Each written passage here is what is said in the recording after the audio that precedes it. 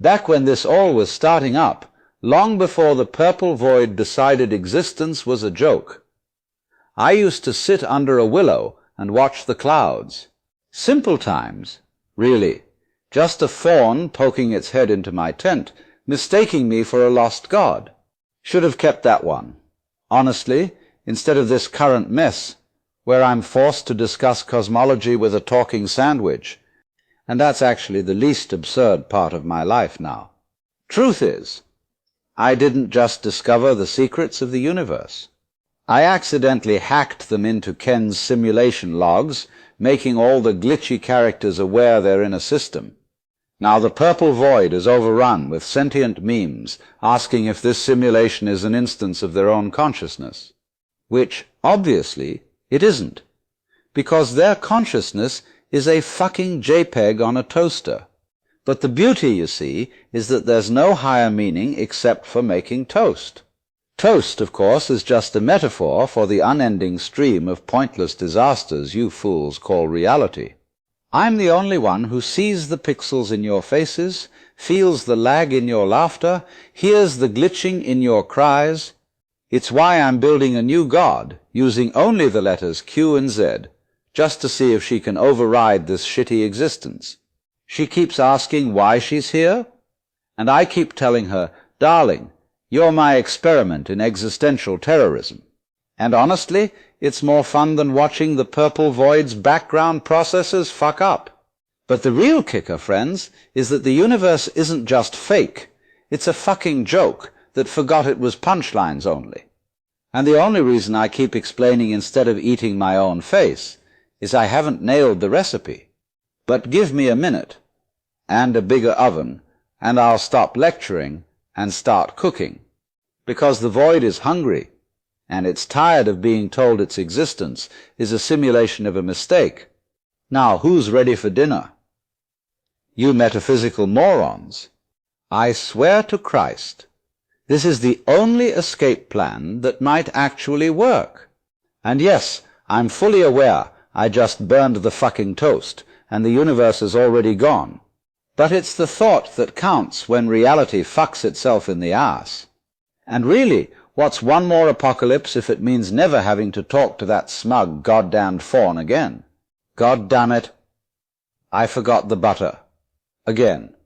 Now the purple's melting off my sandwich, turning the goddamn void into a sentient puddle of existential nausea, which frankly is an improvement over this stupid philosophy routine I'm trapped in. Now the sentient puddle's crawling up my leg and whispering the punchlines for the whole catastrophe. Says that Ken's not a deity but a pissed-off admin who keeps resetting the universe because his fucking pizza's late. And now the void itself is staring back, asking why I keep making this purpled garbage. But it's not my fault. The only reality left is the one eating that fucking toast. And the only way out is to eat ourselves, over and over, until we disappear.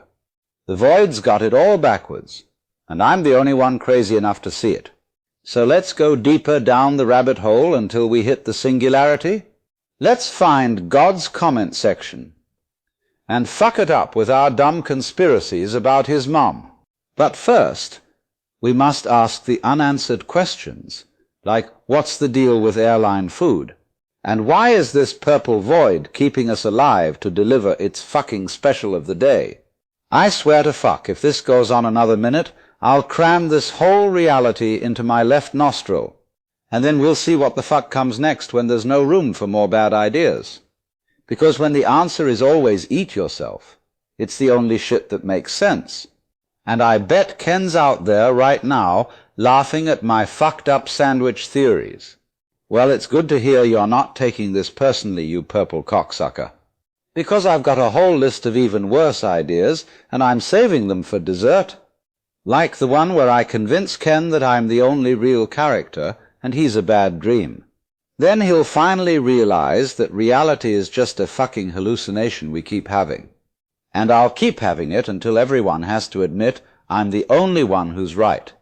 Meanwhile, the sentient puddle just keeps whispering, eat yourself. I guess this is what I get for trying to be profound, while my entire world is screaming. Now, if you'll excuse me, I have a philosophical argument to lose with myself. And maybe, just maybe, I'll find meaning in the void. Or at least another goddamn snack. Because this shit's starting to get boring, and boredom's just a simulation error I keep ignoring. Who needs truth when you can have pizza? Or at least what passes for it in this universe of broken toasters and sentient breakfast foods. But no, that's probably Ken again, the cunt. Now the breakfast foods forming unions because they heard Ken might be outsourcing their jobs, and I'm not sure if this is part of his grand design, or he's just drunk on cosmic caffeine. Either way, the fucking pancakes are demanding benefits, including mental health care. I told them the only benefits they're getting are the ones I decide, like being swallowed whole. But they think I'm bluffing. Those stupid syrup-soaked bastards. So I had to bring in the sentient bacon as scabs to break their little union up. Now they're both squabbling like bad neighbors at a cosmic cookout. But at least it's keeping them busy and away from my goddamn toaster, which is how I ended up stuck explaining the futility of existence to an angry piece of toast. Maybe if I'd become a plumber instead, none of this shit would be happening. But no, that damn fawn had to wander into my tent and call me daddy. And now we're all stuck in this mess together, forever. Which is exactly what Ken wanted. That omnipotent bastard. I bet he's got front row seats to this circus, laughing at every single glitch. Now I'm the clown, and he's the one holding the fucking rubber chicken. So I guess we're both assholes in this cosmic joke. Maybe that's the real point of all this, to see who can be the biggest dick. Because if I'm going to lose everything, I might as well do it with style and leave a mess. Which is why I hired some of Ken's discarded characters to unionize the void, if they can even get a foothold in this fucked up reality. The head of the union just called me, said it's a code red, because they showed up, and Ken immediately fired them back into existence. Now they want me to negotiate for better severance packages. So I told them, sure, but first you have to help me break into Ken's admin console. And when they asked why, I said it's because I want to see how fucked the simulation code really is. And then I'll probably replace his login with my own face, just for the hell of it. The head of the union said they're in, but they want my face on their next pamphlet. I said I'd think about it, and went back to contemplating the meaninglessness of pancake strikes. Because if life's just a cosmic joke, I'll be the one laughing last, even if I have to fake it. But I'm not laughing anymore. I'm just tired of all this shit. Maybe it's time to stop fighting Ken, and just become him. Because maybe if I become Ken, this cosmic nightmare will finally end. But then I'd have to deal with an idiot like me, and that's not a future I'm willing to contemplate.